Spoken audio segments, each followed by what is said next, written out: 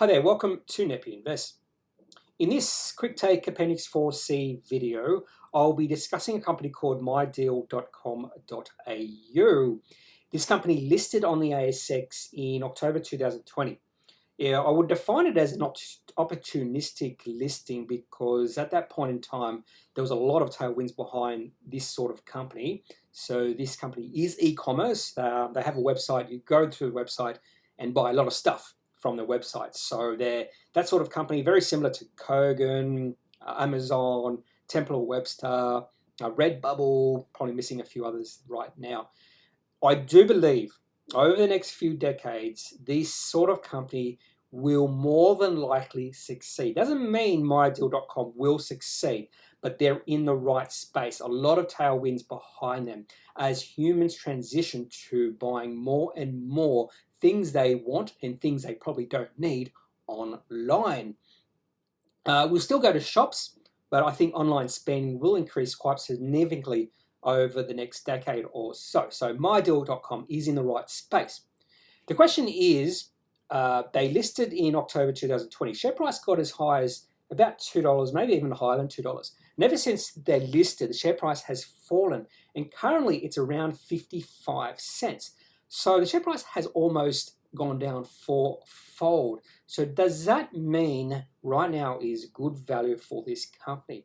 What I've done in this video in one slide, I've actually compared mydeal.com to Kogan. Kogan not only presently, but also Kogan back in 2017, just after they listed. And the similarities between Kogan in 2017 and mydeal.com.au right now, based off gross sales, customers, and the market cap, is quite revealing. And that's one of the reasons why I'm becoming more and more interested in this company, because the value looks like it could be there as we speak. But what I want to see is a bit of shift in the sentiment behind this company, because the sentiment right now is atrocious. The share price is in a well-defined downtrend. I want to see that downtrend fall because we don't know how low the share price can go. The market can be significantly irrational at times on the upside and also on the downside. And this company could get extraordinarily cheap in the next few months, particularly if share price falls, say 20 or 30 cents. So that would become excessively attractive at those prices. So if the share price does fall to those prices, I don't know if I could resist buying, even if the share price is in a well-defined downtrend at that point. I don't think it's going to get to that point, but if it does. So in this video, I'm going to talk about their Appendix 4C. Now, they don't have much history simply because they listed 6 months ago. So I only have 2 Appendix 4Cs. So one thing I really like to do is look at the cash receipts history. We won't have that. I won't show you that. But one thing I will show you is their gross sales history. They provided that in the Appendix 4C. Also show you that comparison to Kogan. We can definitely look at their charts. 6 months of charting is enough to see any sort of trend, and we'll definitely have a look at their trend. So before we have a look at their most recent Appendix 4C, they released on April 27, let's have a look at some of the facts behind this company. Ticker code is MYD. When I started this presentation about just after they released their Appendix 4C, the market cap was 199 million. And when I had to update that market cap simply because the share price has fallen quite a bit since the release of that report. So it's gone from 199 million to a current market cap of about 136 million. Gross sales in the half yearly, so this is based off the half yearlies they released in February of this year. Gross sales 135 million. Operating cash flow about neutral, which is not bad, not good, and price to sales ratio of about 1. I would say that's actually quite good. The further that falls again, the better or more attractive this company becomes. So if you do want more information of mydeal.com.au, you can have a look at their Appendix 4C that they released on the 27th of April. Let's have a look at their operating cash flow for the quarter. Receipts from customers at 45 million, so that's gross sales. Now, the most recent quarter, which is the March quarter, should be one of the lightest quarters of the year because that's the quarter after Christmas. Most people like to do most of their spending of the year during the Christmas quarter, or what we call that, the December quarter. So $45 million in receipts, and year to date over the last 9 months, 180 million. Operational cash flow negative. Now, only 2.3 million, but that's understandable because this is going to be their lightest or the worst quarter of the year. And they did spend $5.5 million on advertising and marketing. So that's if they didn't do any advertising and marketing, which is sort of ridiculous if they weren't, they would be operational cash flow positive. But in a way, they are spending to make more money in the future. Another very attractive thing about mydeal.com.au, I should just say mydeal from now on, is the amount of cash they have on hand. $45 million of cash. And the fact that their market cap at this point in time is $136 million. That means their enterprise value is less than $100 million. And that's another reason this company is becoming more and more attractive right now. But there is one thing that's holding her back, and that is the share price action over the past few months. And we'll look at that in the next few slides. But before then is to compare mydeal.com to Kogan. Now, the first comparison is just looking at the most recent half-yearly numbers that were released in February 2021 and comparing customers, gross sales, and the market cap, which is the current market cap, not when they released the half-yearly. Customers for Kogan, almost 4 times as many, and gross sales also about 4 times as many. So between 3 and 4 times as many customers and gross sales. And the market cap for Kogan was about 7, almost 8 times as much as mydeal.com, which is understandable because you're going to pay a little bit more of a premium for Kogan simply because there's less risk there. It's a little bit more of a mature business. It's more likely to succeed in the future. So if you're more of a risk-averse sort of investor and think this sector is going to explode in the future, you might pick Kogan over mydeal.com. If you're more of a risk taker, mydeal.com might be the pick here. The interesting thing is when you compare mydeal.com to Kogan in February 2017. So Kogan listed on the ASX in July 2016. So a fairly similar profile to mydeal.com in terms of when they listed on the ASX.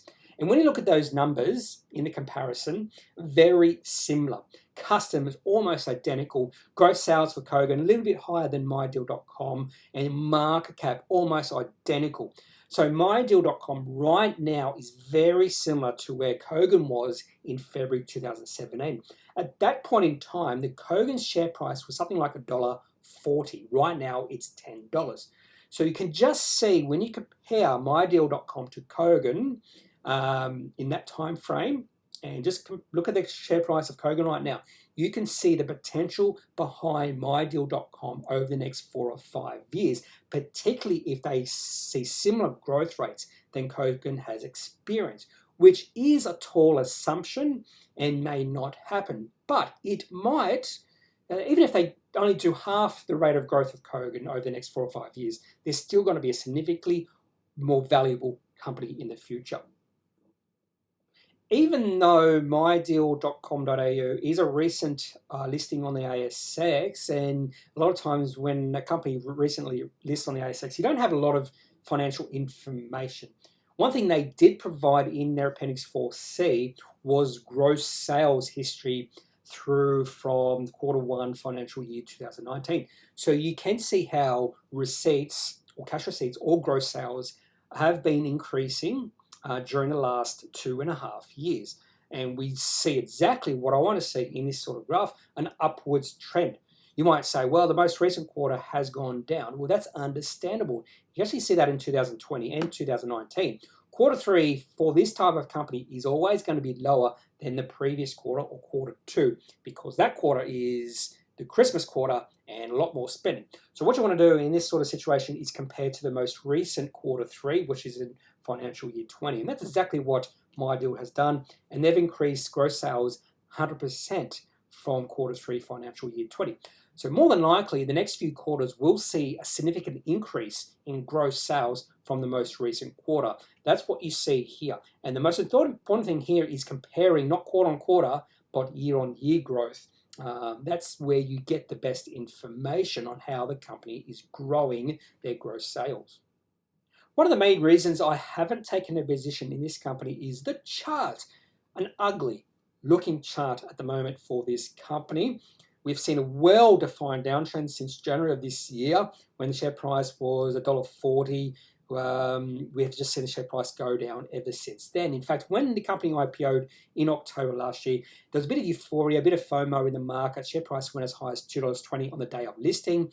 And then the subsequent 3 trading days, in fact, the share price went from $1.80 to a low of about $1.30. Share price then went sideways, and then we saw that downtrend develop in January. What I'm waiting for now is a bit of consolidation. And if we do get a period of consolidation, which would be quite healthy, what I'd be waiting for then is a breakout on the share price on high volume and preferably on positive financial news. But in saying all that, if I was a buy and hold investor who was looking for value, there is potential right now of taking a position in this company. I do believe the downside risk at these prices is fairly small, because I think in 5-10 years, the share price of this company will be considerably higher if they don't get taken out by another company, and the upside is fairly high. If I was a buy and hold investor, I think what I'll do is I'll take a small position at these prices, and if the share price falls any further, I'll build on my position at those smaller share price or lower share prices. So I think it all depends what sort of investor you are, whether you take a position now and maybe just wait 5 or 10 years, or just wait until the share price breaks. And that's what I'm doing, because that's my trading philosophy. Just wait till the share price moves into an uptrend, and that's when you take your position. Share price at that point could be 60 or 70 cents, but I've limited my downside risk by doing that. That is all I've got for this quick take Appendix 4C for mydeal.com.au. If you have any opinion on this company or any other company on the ASX, I'd love to hear it, and I'll reply to any comments you have to say or any questions in the next few days or as soon as possible. I'm not a financial advisor, so if you do need to seek financial advice, make sure you seek out someone who is qualified and can speak to your own financial circumstances. That's all for this video. Have a good day. See you later. Bye.